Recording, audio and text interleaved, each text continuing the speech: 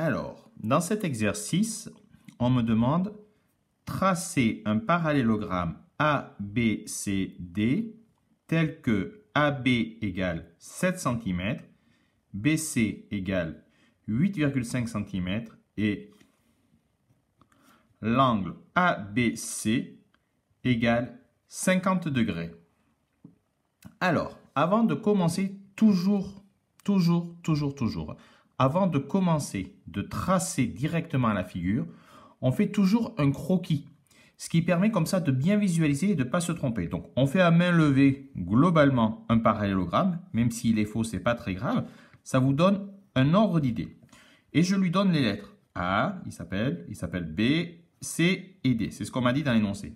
Un parallélogramme ABCD. Donc, je trace à main levée comme ça, quelque chose qui ressemble à un parallélogramme et je l'appelle ABCD. Et maintenant, je vais noter toutes les informations. AB égale 7 cm. Donc, sur mon croquis, AB, il est là. Je mets 7 cm. On me dit BC égale 8,5. BC, du coup, je le visualise bien, il est là. 8,5 cm.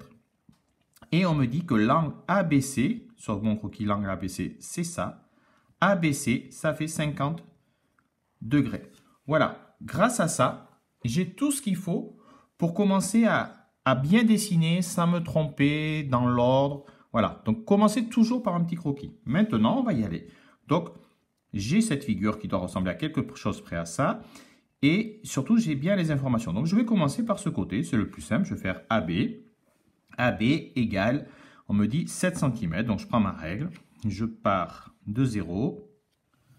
Je vais jusqu'à 7 cm ici. Voilà. Et j'ai donc le point A et le point B. Je note tout de suite. On me dit que BC égale 8,5. Bon, le problème, c'est que je ne sais pas trop si je dois tracer comme ci, comme ça, BC. Par contre, on me donne une information importante ici. On me dit que ABC, cet angle-là, il fait 50 degrés. Eh bien, c'est par lui que je vais poursuivre ma construction. Donc, je pose bien mon porteur, le centre, sur le point B. Le 0 ici, du côté de A. Et comme c'est le 0 qui est à l'intérieur ici, je ne pars pas des graduations extérieures, mais je vais partir des graduations intérieures. Donc, je vais monter 10, 20, 30, 40, 50.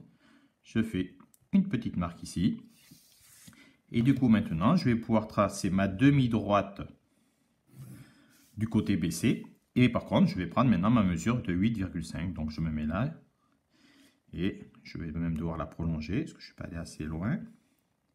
Voilà, je suis ici à 8,5 et j'obtiens le point C. Bien, là on a fait tout ce qu'on nous a dit. Maintenant, je vais devoir utiliser ce que je sais des propriétés du parallélogramme. Comme j'ai bien appris mes propriétés, je sais notamment qu'on me dit que les côtés opposés ont la même mesure. Donc ça veut dire qu'il y a un côté par ici qui va devoir faire eh bien, la même mesure qu'ici, c'est-à-dire 7 cm, pardon, et il y a un côté ici qui va devoir faire 8,5 cm. Eh bien, et que l'intersection de ces deux demi-droites vont me donner le point D. Eh bien, du coup, qu'est-ce qu'on va faire? On va prendre un compas, on va prendre la mesure de 7 cm,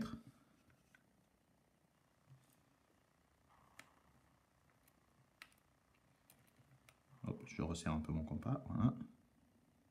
7 cm, donc AB fait 7 cm, et CD doit faire 7 cm, donc je me mets sur le point C, je fais un arc de cercle, ça veut dire que le point D va se situer quelque part par là, mais je sais qu'il est à 8 cm et demi du point A, puisque AD devra faire la même longueur que BC, donc je vais prendre avec mon compas cette fois-ci 8 cm et demi, donc je me mets à 8 et demi, et là je me mets bien à 0.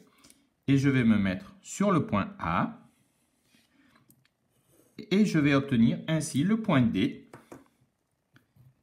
qui est bien à 8 cm et demi de A, pour être conforme au côté opposé qui serait là, et qui est bien à 7 cm du point C, pour être conforme au côté opposé qui sera ici. Et donc je n'ai plus qu'à relier ici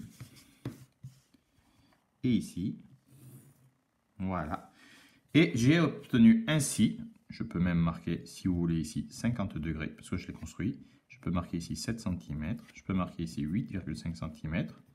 Et j'ai bien construit mon parallélogramme ABCD, dont AB égale 7 cm et le côté opposé fera bien la même mesure. Donc BC égale 8,5 cm, le côté opposé pareil, et en respectant cet angle. Si je maîtrise bien mes propriétés, je sais que théoriquement cet angle-là doit aussi faire 50 degrés, puisque les angles opposés dans un parallélogramme font 50 degrés. Pour vous aider à réviser, si ça fait 7 cm, celui-là, je l'ai fait par construction, mais il fait forcément 7 cm, et lui il fait 8,5.